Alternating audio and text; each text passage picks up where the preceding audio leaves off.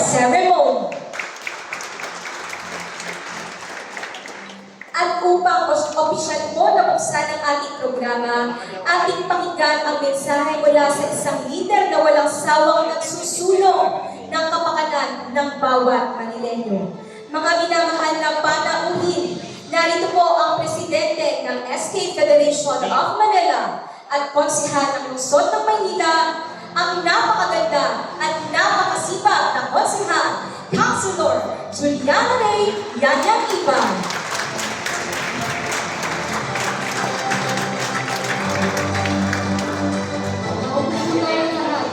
Magandang hapon po sa ating lahat, sa mga minamahal kong SK, kay Vice Mayor G. Atienza, sa ating napakabuti at napakagaling po na Youth Development and Welfare Bureau Director NX Daniel Leno. At syempre po sa lahat po ng ating mga magulang na nandito, mga kaibigan ng ating mga SK officials, welcome po sa session hall po ng City Hall of Manila. I'd like to echo what I said earlier nung meron po tayong Manila Youth Development Council meeting na, again, I want all of you to know na I am so proud of each and every one of you. Kayo po ang nag-set ng standard not just for your batchmates, but also for all the other generations of SKs to come.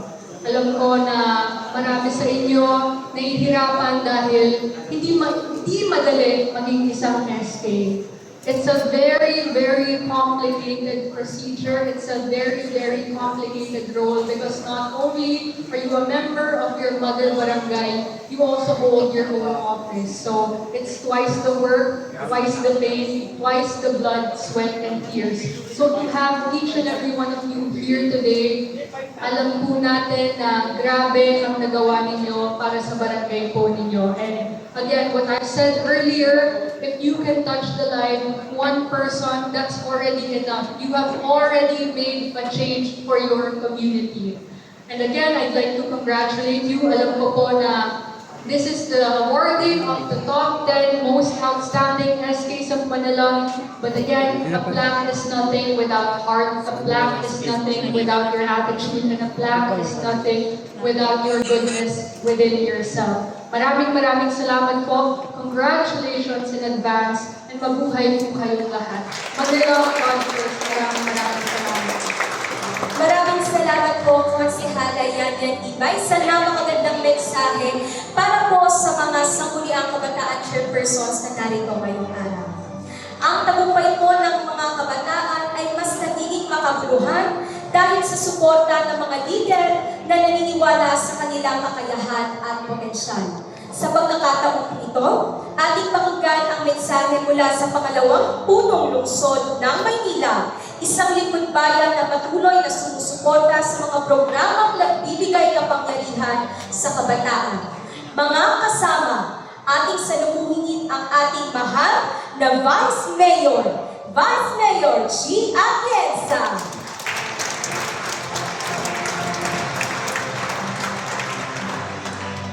Dito na lang ako dahil gusto ko nakikita ko lahat ng mga mukha ninyo. But before anything else, gusto ko palakpakan natin ang ating napakagaling at napaka-dynamic na SK Federation Chair Konsehal President. Ang Konsehal Yanyang Ibay. Alam kong tinayuan kayo at pakatayuan kayo ng tuloy-tuloy hanggang sa dulo. And of course, ang ating magaling na si Director Leno, na nakita ko na yun. With her sweat and tears, pinalaban natin ang kapakalang mga kabataan dito sa Manila. Anyway, I'm here to first and foremost say congratulations sa inyong lahat. Dahil 10 man lang ang mananalo, ngunit alam ko sa puso nyo, nanalo na kayo. Kaya palakpakan nyo rin ang inyong mga sarili.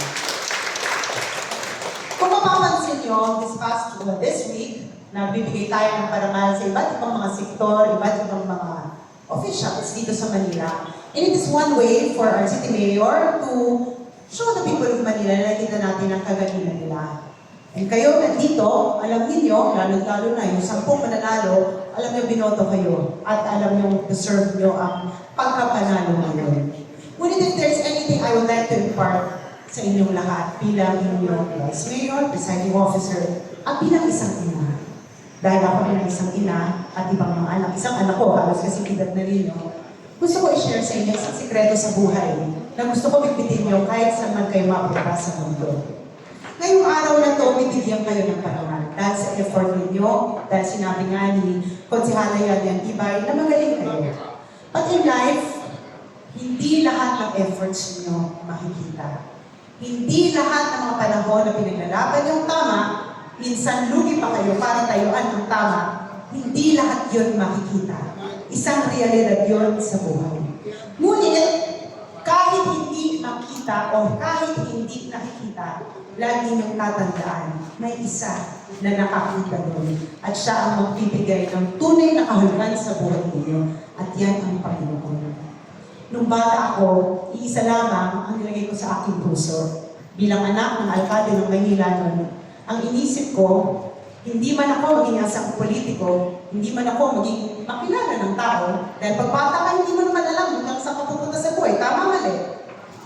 Pero isang bagay na tinatapos sa aking puso at sa aking isipan, lagi kong pabubutihan ang buhay ko, desisyon ko, diskarte ko, at lagi nang iaakla ko ito sa Panginoon.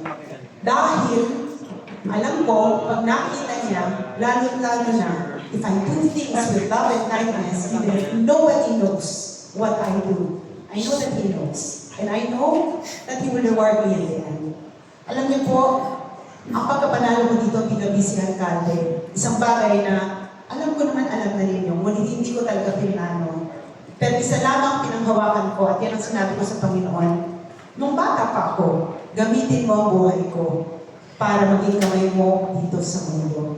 I just kept on living my life with love and kindness, being there for others, being there for my community, to stand up and to make difficult decisions. And to be honest, growing up, I had to make difficult decisions that I had to sacrifice myself. At isa lamang ang tinignan ko ng mga panahon ng yun, sa itaas. Lahat ng iniyak ko, pag kailangan ko gawin ang tama, lagi kong sasabihin sa Kanya. Dihado man ako sa mata ng tao, pero ako sa puso mo, alam ko mahalaga ako. Years gone by, naging iba-iba ang paglalakbay ko, kung saan-saan ako napunta. Ngunit dito pala ako dadalhin ng Panginoon. And today, it's a very, very, very beautiful day for all of you. And you have to be grateful. And after this event, you will all go back to your barangays. Mabubuhay kayo, darating ang susunod na eleksyon. Marahil iba sa inyo itutuloy ang paglalakbay sa mundo ng paglilingkod. Iba naman sa inyo, maaaring gusto na maging isang ina. Iba, gusto maging businessman. Iba, maging empleyado. Ngunit lagi niyo tatandaan, ang ginawa niyo dito bilang SK Chairman, ito ang naghulma sa inyong pagkatao na siyang gagamitin niyo rin pagtanda ninyo.